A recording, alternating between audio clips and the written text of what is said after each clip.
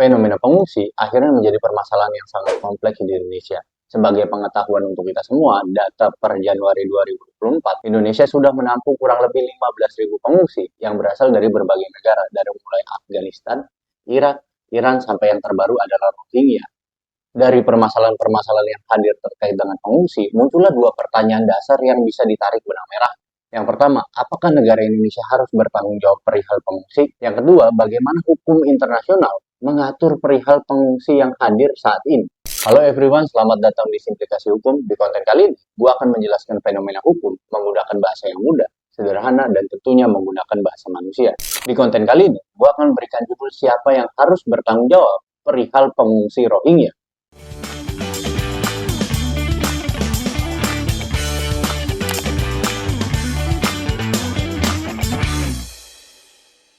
Di akhir 2023 sampai dengan awal 2024, kita digemparkan dengan berita bahwa banyak pengungsi Rohingya terdampar di Pantai Aceh.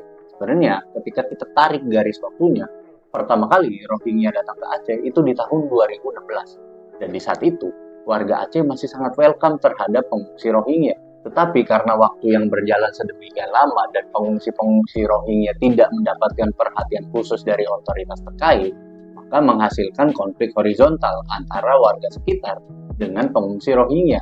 Dari daerah Aceh yang menampung pengungsi Rohingya tadi, sebenarnya ada beberapa wilayah yang menampung pengungsi di Indonesia. Salah satunya adalah Kalideres, dan kemudian yang gue bisa ambil contoh dan gue lihat sendiri adalah daerah di rumah gue, yaitu Ciputat, Tangerang Selatan.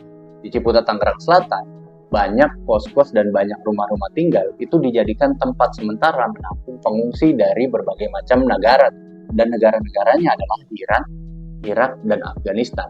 Dari situ, gue tertarik untuk menyelidiki bagaimana hukum internasional ataupun hukum Indonesia mengatur perihal pengungsi. Nah, disinilah kita akan masuk ke dalam inti sebuah pembahasan. Kita harus masuk ke dalam sebuah pengertian pengungsi terlebih dahulu. Pengungsi adalah seseorang yang sedang dipersekusi atau sedang dalam status persekusi. Persekusinya karena ras, suku, agama, atau karena perang. Nah, persekusi ini dilakukan oleh negaranya, sehingga membuat negara tersebut tidak aman bagi dirinya, dan dia mencari perlindungan ke negara lain. Nah, hal tersebutlah yang disebut dengan pengungsi. Hal ini gua kutip dari Perpres 125 tahun 2016. Jadi begini teman-teman, untuk mengetahui hukum terkait dengan pengungsi, kita harus flashback jauh ke tahun-tahun lama, yaitu 1951.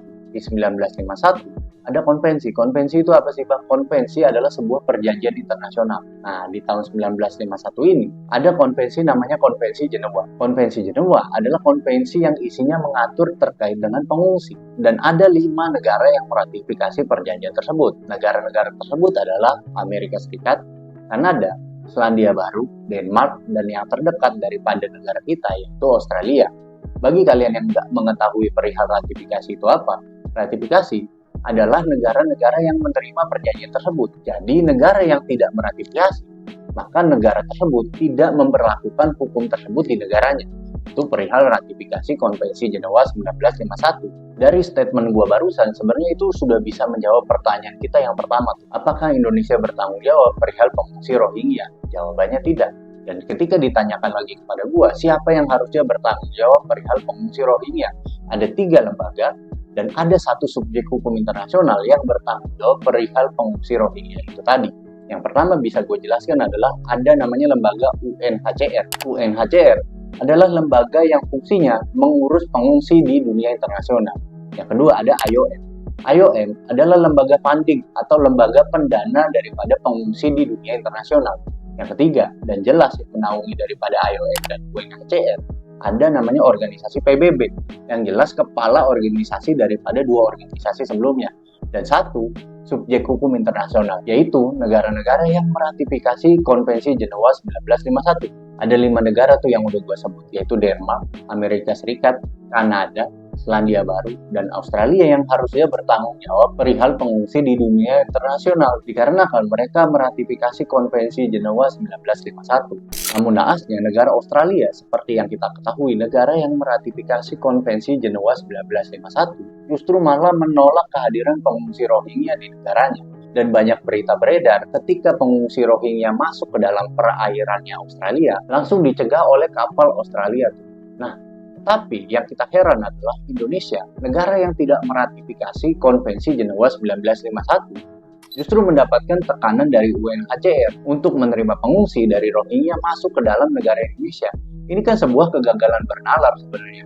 Negara yang meratifikasi justru tidak mendapatkan tekanan, negara yang tidak meratifikasi justru malah yang ditekan.